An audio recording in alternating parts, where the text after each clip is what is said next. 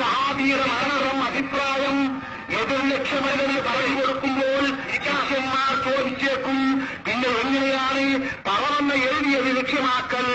മറ്റൊരു വിദ്യാർത്ഥി ചോദിച്ചേക്കും, മക്കം മദീനയിലെ മുസ്ലിംകൾ മാത്രം ഇജ്മാഅല്ലെന്ന് ഉസ്താദ് ഓടിക്കൊടുത്താൽ, അങ്ങനെയാണെങ്കിൽ വിദ്യാഭ്യാസ ബോർഡ് യോജിച്ചുവെങ്കിൽ അത് ലക്ഷ്യമാക്കൽ എങ്ങനെ?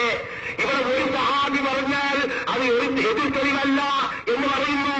ഇത് വയക്കാട്ടുകാരൻ എവിടെയോ എഴുതിയ പുസ്തകമല്ല.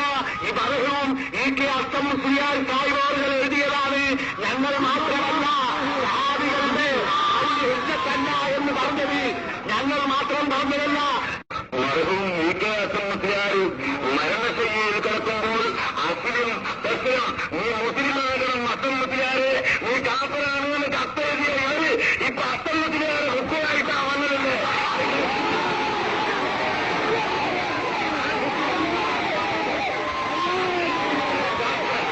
എന്റെ ചോദ്യം 15 ചോദ്യം അവശേഷിക്കുന്നു. ഞാനിവിടെ സമയമില്ലാത്തത് കൊണ്ട് അവസാനത്തെ ചോദ്യം ഞാൻ പറഞ്ഞ 15 ചോദ്യത്തിനും മറുപടി തന്നിട്ടില്ല. 15 ചോദ്യം. ഒന്നാമത്തെ ചോദ്യം സുൽത്തിന്റെ നിർവചനമുണ്ട്. രണ്ടാമത്തെ നബി സല്ലല്ലാഹു അലൈഹി വസല്ലം നിങ്ങളിൽ റഊഫുർ റഹീം എന്ന് പറഞ്ഞതിന്റെ അർത്ഥമെന്ത് നിങ്ങൾക്ക് പറയാൻ സാധിക്കുമോ? ദുആ എല്ലാം ഇബാദത്താണ് എന്ന് നിങ്ങൾക്ക് വാദമുണ്ടോ? എല്ലാ ഇബാദത്ത് മാത്രമാണ് ശിർക്ക്, എല്ലാ ദുആവും ശിർക്കാണ് എന്ന് നിങ്ങൾക്ക് വാദമുണ്ടോ?